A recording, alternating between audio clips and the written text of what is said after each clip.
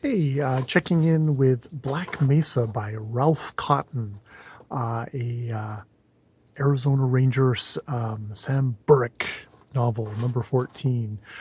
This is for chapters 7 to kind of halfway through chapter 13 at the moment. That's what I've listened to so far on this day, and probably not much more since I'm about to go to sleep.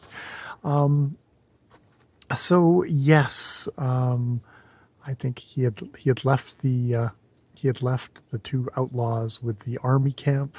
No, he left the killer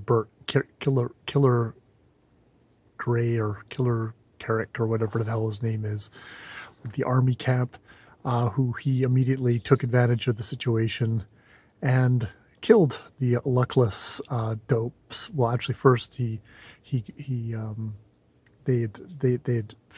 had gotten his compatriot to make a break for it, to basically test things. Saw that the two soldiers who were guarding him were not great. Inexplicably, well, very explicably actually, later they get they they they get reassigned to him. He's able to kind of goad them easily, kills them both, takes off in a handily saddled dispatch riders duo of horses, so can get away quite easily. The army guys go after him. One of the people going after him being the guy who kind of assigned the soldiers, the two dope soldiers, back again, and also had that dispatch thing. He betrays the 7 young soldiers he's with, kills them all because he's a part of the gang. Dun dun dun. Who he's the inside man, which is why they've been doing so well with all their army stuff. So yeah, we get a lot of stuff with kind of the bad ends in these sections. And indeed, what happens next is that the army calls on Sam Burrick to go and hunt these guys down, but he's got to put aside his badge and pretend he's not a lawman anymore, and basically he's just been sent out to kill them because they're not going to be able to get him any other way, which is kind of an interesting thing that we've given up on the justice system so easily in the thing. This is Sam Burrick, who seems very guilty with even telling another lawman that he's given up the badge. He's like, I'm telling a falsehood. Ah. Very honorable, very kind of straight arrow, very kind of to a kind of a comedic kind of thing, well, slightly comedic kind of thing from the straight arrow lawman.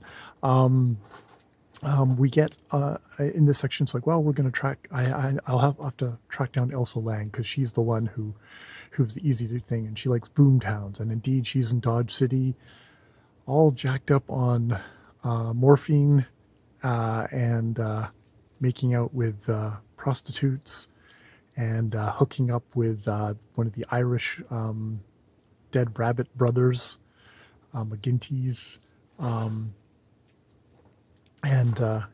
getting, doing the most kind of sleazy stuff. The other brother of the Dead Rabbit brothers went to a brothel to get himself nearly beaten to death for sexual kicks. So I guess this is where we're getting all the kind of like, the vice, the edgy vice, which is like, okay, fine. And then we have the super square characters. Oh, and it turns out that Maria, who is with Sam Burrick, is actually with Sam Burrick. It's like he's her lover, or something like that, which is odd because it did not read like that. It just read like she was this faithful sidekick in the section before. But now suddenly, yes, they are indeed lovers, and there's this whole thing: do you love her? Do you love Elsa Lang still because you were with her before? He only just admits this to her, and he's like, no, I don't. I was trying to protect her from the evil ways, but then I realized, oh, actually, no, she was attracted to that because she is baden. She is a baden. So, yes, it's that, I don't know. Elsa Lang is very much the dissipated, evil, fallen woman, drug addict, possible lesbian. Oh my God. This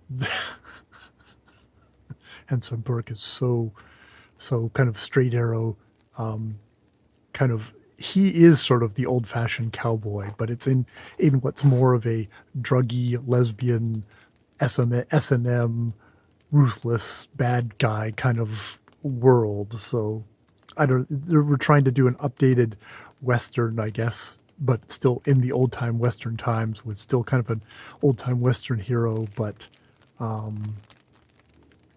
yeah, so that's odd. Yeah, so I'm enjoying it. It's kind of like a good TV show in a way, which, I mean, maybe that's because I've seen like Bonanza and some other kind of Westerns. That's like, okay, I can see this as being kind of that. It gets a little bit baggy with all the viewpoints. In some ways, I almost prefer if it was like just a single viewpoint and it was kind of more driving that way, or maybe just one or two. We're getting a little bit more. We get the dead bunny brothers, the dead rabbit brothers.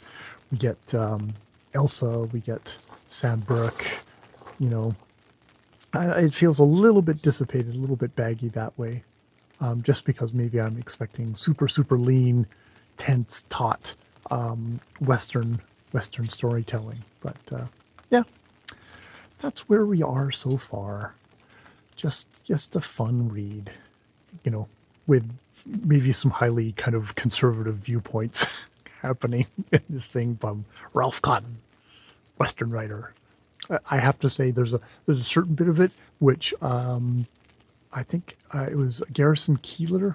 I would listen to Prairie Home Companion, and he would do kind of like a little bit of kind of loving spoof on kind of Western writing. And since I haven't actually read a lot of Western writing, I only know his spoof of it. And this kind of does resonate with that spoof of Western writing, which probably shows Garrison Keillor's ear for that sort of thing, and probably his own fondness for probably much more traditional versions of this versus Ralph Cotton, who I'm sure is one of those young upstart Western writers. But yeah, okay, more videos later.